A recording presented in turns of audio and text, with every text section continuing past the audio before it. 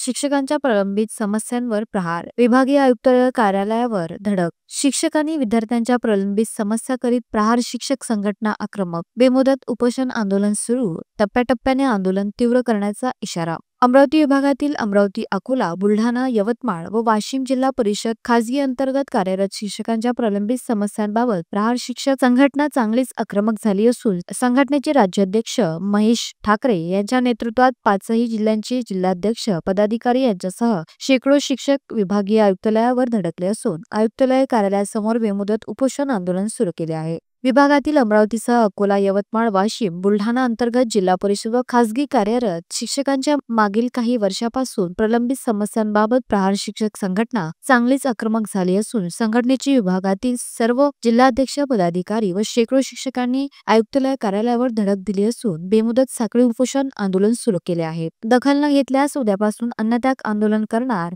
विभागीय आयुक्त कार्यालयासमोर निदर्शने करीत शेकडो शिक्षकांनी शासन व प्रशासनाविरुद्ध घोषणाबाजी करत आपला रोष व्यक्त केला आहे। 2025 रोजी मुंबई येथे आम्ही आझाद मैदानावर भर पावसामध्ये आंदोलन करत आहोत। कारण की आमचं मागील 3 महिन्यापासून थकीत वेतन आहे आणि ते आज आम्ही आरोग्य भवना येथे जाऊन तिथे आमचे थकीत मानधन वेतनाविषयी मागण्याविषयी गेलो होतो। तेथे कोणीही अधिकारी तिथे उपस्थित नव्हते। आमची हीच मागणी आहे की एक तर थकीत वेतन द्या, नाहीतर विषयाची पुडी द्या। कारण आज आम्ही 3 महिन्यापासून किती उपासमारीची वेळ आली आहे। एकतर एवढ्या कमी पगारावर आम्ही पूर्ण कुटुंब चालवतो, त्यामध्ये आमचे 3 महिन्याचे वेतन नाही। 15 महिने झाले GR निघून शासन फक्त म्हणतो की तुमचं समायोजन करणार, परंतु अद्यापही अजून त्याविषयी कोणतीही कारवाई पुढे गेलेली नाही। अजून नवीन जे सचिव आहे तर त्या साहेबांनी सुद्धा असं म्हटलं आहे की आम्हाला त्याविषयी अभ्यास करावे लागेल।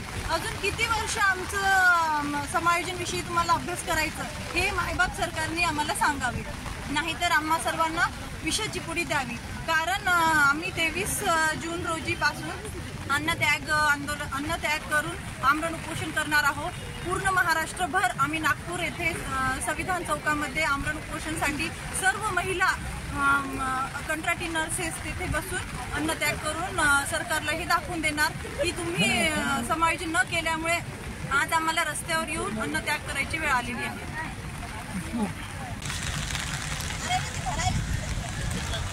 आयटक जिंदाबाद,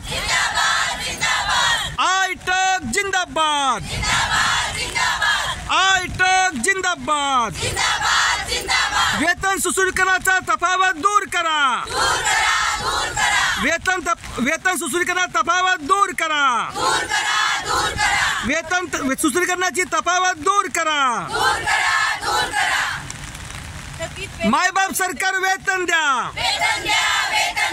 ग्रामीण शिक्षण व्यवस्था मोडीत काढणारा व शिक्षक हक्क कायद्याची पायमल्ली करणारा संच मान्यता दिनांक 15 मार्च 2024 चा शासन निर्णय तात्काळ प्रभावाने रद्द करण्यात यावा या प्रमुख मागण्यांसह एकूण 35 मागण्यांचा समावेश या आंदोलनात करण्यात आला आहे। प्रहार शिक्षक संघटनेच्या या आक्रमक भूमिकेमुळे प्रशासनाने चांगलीच धास्ती घेतली असून शिक्षण विभाग अडचणीत आला आहे।